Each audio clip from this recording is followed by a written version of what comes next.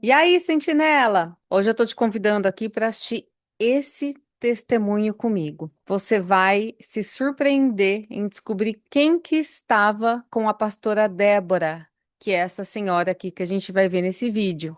O link do podcast completo tá aqui na descrição. Vamos assistir?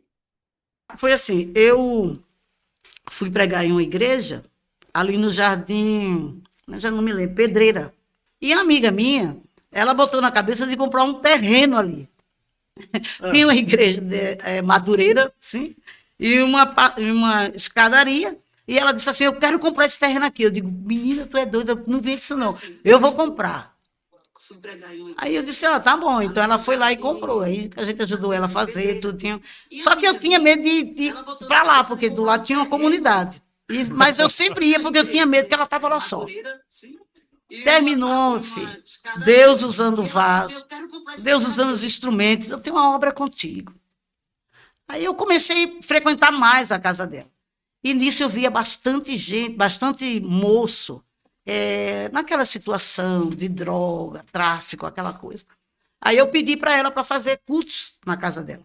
Aí ela falou: tá bom, pode fazer, pelo menos 2 vezes no mês. Aí eu fazia. E nisso eu encontrei uns 12 rapazes. num ponto de 12, pregação. no ponto de pregação. Não dava para ficar na casa, que era muito. Então a gente estava no corredor assim, que era um barraco de madeira, tudo. E ali eu comecei a pregar. E o Senhor começou a dizer para mim que, através daquele trabalho, ele ia trazer um dos dele que estava ali, envolvido ali. Aí ele foi se apegando e sempre ele aparecia. Só que quando ele aparecia com eles e alguns. Aí eu entendi. Aí um dia ele encostou em mim, ele falou assim: Olha, ele até me chamou de pastor. Ele falou: Olha, pastor, eu já fui crente, viu? Eu disse: Oh, que benção. Mas agora eu quero saber de Deus, já não. Eu falei: Ah, que bom também. Aí ele falou assim: Porque Deus, eu sabia que eu era presbítero? Aí eu disse: Não, eu era um presbítero, dirigia a igreja. Mas Deus falou para mim que ia me dar uma esposa, que eu ia ter um filho, eu ia perder minha esposa. E aconteceu. Então, no dia que a minha esposa teve meu filho, ela faleceu.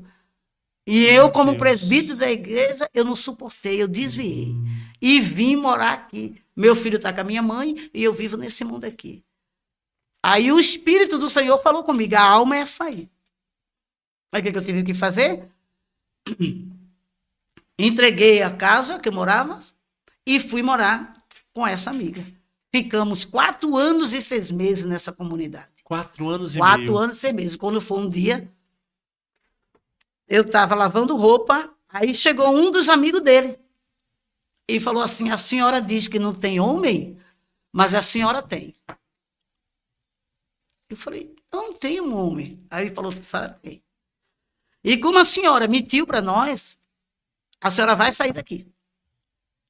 Nós vamos lá para as 3 horas, a gente vai vir aqui e não quer mais a senhora aqui, não. Eu falei: Deus, que negócio é esse? Meu Deus. Mas eu entrei dentro da casinha, orei e fiquei. Aí a minha amiga: Vai-te embora, eles vão te matar, eu não sei o quê. Aí eu peguei e orei. Eu disse: Deus, tu dissesse para minha mãe que nenhum homem ia tirar a minha vida. Os homens vão chegar aí e como é que vai ficar essa situação? Minha amiga desesperada, o marido dela desesperado, a menina dela desesperada, e eu fiquei. Tinha vindo da escola dominical. Fiquei. Quando deu umas 3 horas, eles chegaram. 12. 12 12 homens. rapazes. 12. Rodearam o lugar e ficaram em pé. E falaram assim: Cadê a irmã? Que diz que não tem homem, mas ela tem. Aí eu falei assim: Menino, que homem é esse? Me diga que a gente casa hoje, né? Que negócio é esse? Esse aí, a senhora tem sim. Quando a senhora entra aqui na comunidade, eu vejo ele coloca a mão dele sobre seus ombros. E Meu eu, Deus. quando a senhora entra, ele fica do lado de fora. E ele é tão grande que eu não consigo ver o rosto dele.